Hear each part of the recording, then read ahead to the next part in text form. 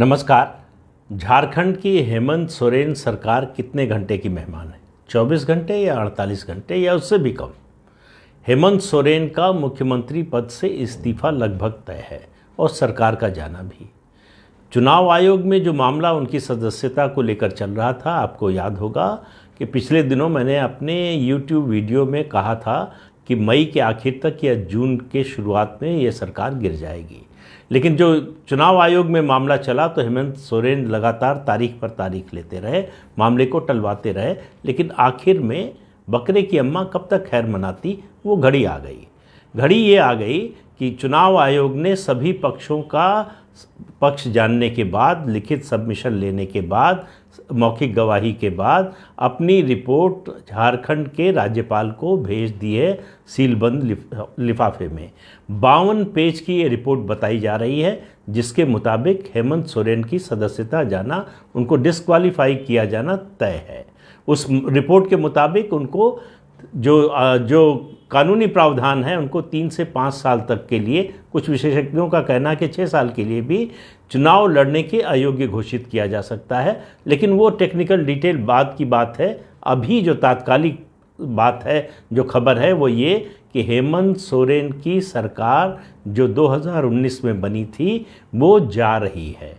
और हेमंत सोरेन की सरकार किस लिए जा रही, ये भी आपको पता होगा, या ना याद हो तो याद दिला दूं कि उन्होंने अपनी ही सरकार में मुख्यमंत्री और माइनिंग मिनिस्टर रहते हुए, माइनिंग डिपार्टमेंट भी उनके पास है, रहते हुए अपने ही नाम से लीज ली माइनिंग की, और इसके आधार पर उन्होंने अपने पद का दुरुपयोग किया। इसके आधार पर उनकी सदस्यता रद्द करने का पिटीशन फाइल हुआ था, जो गवर्नर के पास गया था। गवर्नर ने चुनाव आयोग को भेजा, चुनाव आयोग ने सुनवाई की और सुनवाई के बाद गवर्नर को रिपोर्ट भेज दी है।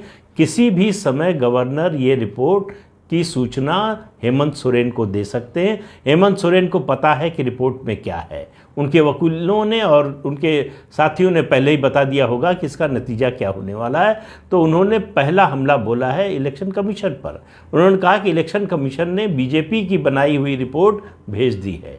हालांकि उन्होंने रिपोर्ट देखी नहीं है, लेकिन उनको मालूम है कि इसका नतीजा क्या होने वाला है। अब आप देखिए झारखंड विधानसभा की स्थिति। 81 सदस्य होते हैं, 80 चुने जाते हैं, एक नॉमिनेटेड मेंबर होता है।